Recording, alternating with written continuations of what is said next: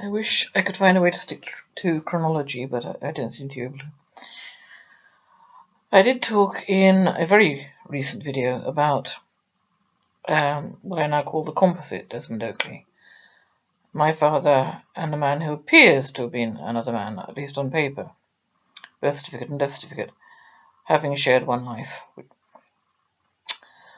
For me, the clincher was that the second, as it were, Desmond Oakley's daughter, moved to Singleton, Australia, a tiny little place where my father and mother and brother had lived.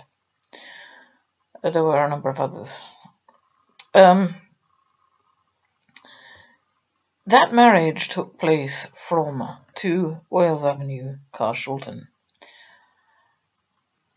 And my father's friend, Bill Kindle, lived in Wallington. I used to know the exact address, but it's not very far away. Iberian Way, somewhere in Iberian Way, Wallington. Anyway, in 2009, I finally took myself to London to do some very personal research there. Talked to the neighbours of my father's wife, for example, and of course I went to electoral rolls.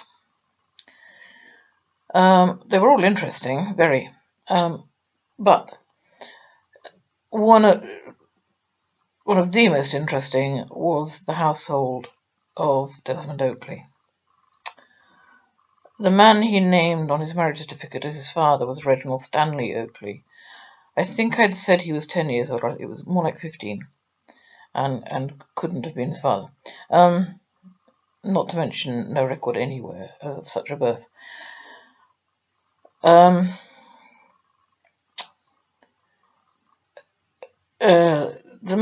The woman, Ruth, at the address was also interesting, not in quite the same ways. The daughter was very interesting. Actually, I'm not sure whose daughter she was, because like so many of the people I've come across, Reginald Stanley Oakley was living with a woman who was not his wife. He was married, but not to the woman he was living with. This has been going on for all eternity, as far as I can see. Ethel seems to have been their daughter and went with them on some of their travels to Bombay and back and so forth. And she married a man called Michael Lidgeys. She married him in Paris in 1952, if memory serves.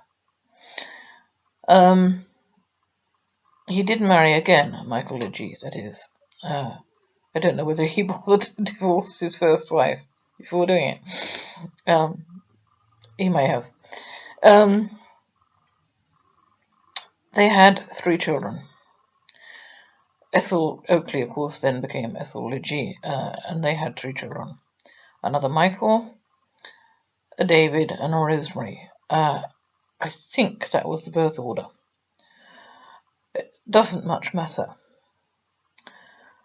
Michael Lidgeys, for some considerable time, lived in Peterborough, as did other members of Dick Oakley's family, including one with my name at birth, i.e. Susan H. Oakley, and including a woman who was guardian ad litem when my father applied for loan access with my younger daughter and got it. So Michael Lidgeys lived in Peterborough, where an awful lot of crooks live, and he seems to have got rich there. Oh, whoops, I could be done for liable, except now I can't, because I'm a woman of straw. I have no money.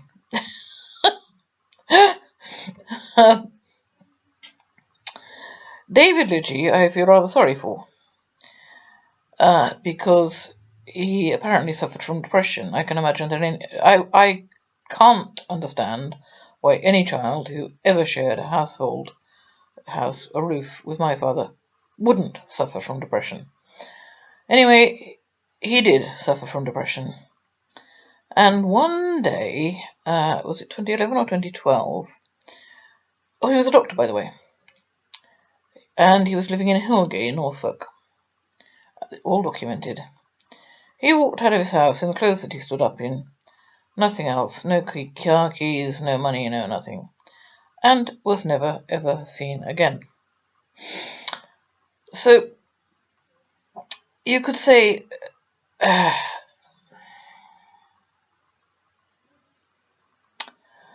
a lot of my father's friends and acquaintances hit the newspapers for all the wrong reasons.